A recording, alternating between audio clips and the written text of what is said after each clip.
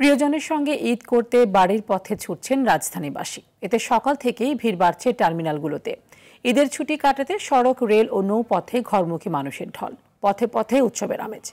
শহরের ব্যস্ততা ফেলে পরিবারের সঙ্গে ঈদ আনন্দ ভাগাভাগি করে নিতে কমলাপুর রেল স্টেশনে দিয়ে রাজধানী ছাড়ছেন মানুষ। সকাল থেকে নিয়ম মেনে কমলাপুর রেল স্টেশন ছেড়েছে প্রতিটি ট্রেন।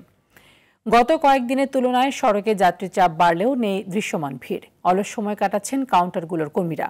কেউ কেউ আবার হাঁক ডাক দিয়ে ডাকছেন যাত্রীদের। ঠিক সময়ে বাস ছাড়ায় স্বস্তি প্রকাশ করেন যাত্রীরা। তারা বলছেন এবার ভিড় থাকলেও ভোগান্তি কম। বেশ স্বাচ্ছন্দ্যে ঈদযাত্রা করছেন তারা। ঈদযাত্রায় ঘরমুখো মানুষের পদচারণা বেড়েছে রাজধানীর সদরঘাটেও। শেষ সময়ে চাপ বেড়েছে যাত্রীদের। লঞ্চে ঢাকা ছাড়ছেন হাজারো ঘরমুখো মানুষ।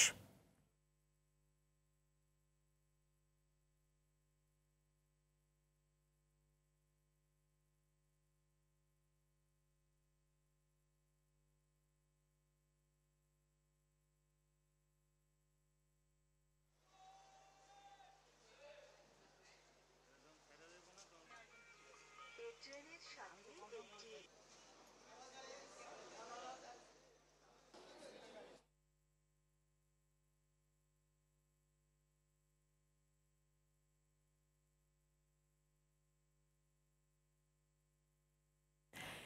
ঈদযাত্রায় রাজধানী ঢাকা ছাড়ার সবশেষ খবর জানাতে গাবতলী বাস টার্মিনালে আছেন সহকর্মী বিল্লাল হোসেন এবং কমলাপুর রেল স্টেশনে আছেন আরেক সহকর্মী আশিকুল আলম। চলে যাচ্ছি প্রথমে বিল্লালের কাছে। বিল্লাল, কেমন দেখছেন যাত্রীদের ভিড় সেখানে এবং ভোগান্তির কথা তারা কিছু বলছেন কিনা বা কোনো অভিযোগ পেয়েছেন কিনা এই পর্যন্ত? আপনাকে আসলে জানিয়ে রাখি যে আমি সকাল থেকে যে গাবতলী যে বাস টার্মিনাল আছে সেখানে কিন্তু আমি এসেছি আসলে যে জিনিসটি দেখেছি কিন্তু প্রত্যেকটি অন্যান্য দিনের তুলনায় কিন্তু আজকে বলা যায় যে ভিড় অনেকটাই কম। পাশাপাশি আমরা কাউন্টারগুলোতে কথা বলেছি এবং যে সকল যাত্রীরা কিন্তু যাচ্ছেন এর মধ্যে যে সকল গাড়ি ছেড়ে যাচ্ছেন তাদের সাথে আমরা কথা বলেছি। তবে যাত্রীদের কাছে অন্যান্য বছর আমরা যেই অভিযোগটি সবচেয়ে বেশি পাই যে অতিরিক্ত যে ভাড়া, পাশাপাশি কাউন্টারগুলোতে আসলে এখানে যে দালালদের দৌরাত্ম্য, একটা বলা যায় যে টার্মিনালে যেটা বিশৃঙ্খলা থাকে সেই অভিযোগটা কিন্তু আমরা যাত্রীদের কাছ থেকে আমরা পাইনি।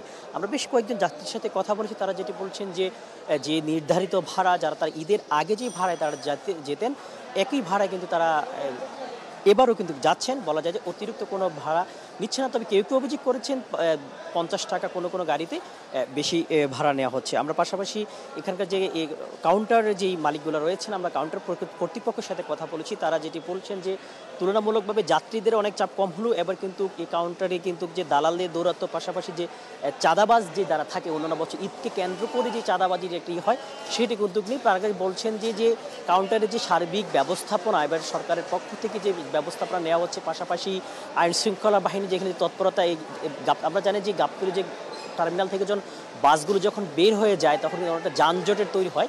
আমরা সকাল থেকে কিন্তু পুরো রাস্তাতে কোনো প্রকার যানজট আমরা দেখতে পাইনি। খুব শৃঙ্খলাভাবে কিন্তু সারিবদ্ধভাবে গাড়িগুলো বের হচ্ছে। তবে সার্বিক ব্যবস্থাপনা নিয়ে যাত্রী এবং কাউন্টার কর্তৃপক্ষ সবাই কিন্তু বলা যায় যে অনেকটা সন্তুষ্ট প্রকাশ করেছে। কোনো প্রকার বিশৃঙ্খলা কিন্তু এখানে লক্ষ্য করা যায়নি। তো এই ছিল গাবতলী বাস টার্মিনাল থেকে আমার কাছে সর্বশেষ। আমরা এখন সরাসরি চলে যাব কমলাপুর রেল স্টেশনে, সেখানে আছেন আমাদের সহকর্মী আশিকুল আলম।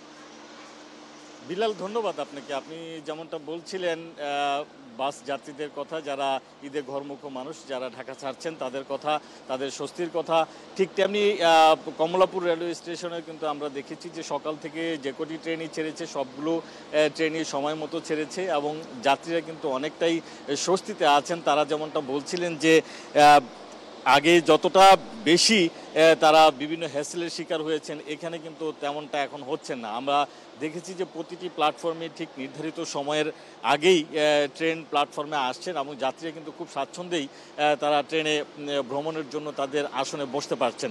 এটি যখন তারা কমলাপুর স্টেশনে প্রবেশ করেন তখন সেখানেই কিন্তু আমরা দেখেছি যে আজকে টিকিট ছাড়া কোনো যাত্রী কিন্তু ভেতরে প্রবেশ করতে দিচ্ছে না রেলওয়ের যারা নিরাপত্তার দায়িত্বে রয়েছেন তারা। এবং পাশাপাশি আরেকটি বিষয় জানিয়ে রাখি আপনাকে যে এই ট্রেন যাত্রা অনেকেই বলছেন যে পূর্বের অনেক সময়ের চেয়ে এবার একটু সুখকর এবং এছাড়াও এখন যে কিছুক্ষণের মধ্যেই কিন্তু একতা এক্সপ্রেস ট্রেনটি ছেড়ে যাবে, সেখানেও যেমনটা আমরা দেখেছি যে যাত্রীরা কিন্তু তাদের সময়ের আগেই ট্রেন পেয়ে সেখানে তারা আসন নিয়ে বসে আছেন এবং তারা বলছেন যে এই সার্বিক ব্যবস্থাপনার জন্য অবশ্যই রেলওয়ে কর্তৃপক্ষ ধন্যবাদ পাওয়ার যোগ্য এবং তারা সামনের যে স্টেশনগুলোতে সেখান থেকে তারা যে যাবেন সেই জায়গাগুলোতে একই ধরনের পরিবেশ তারা পাবেন, এমনটাই তারা আশা করছেন। তো এই ছিল আমার কাছে কমলাপুর থেকে।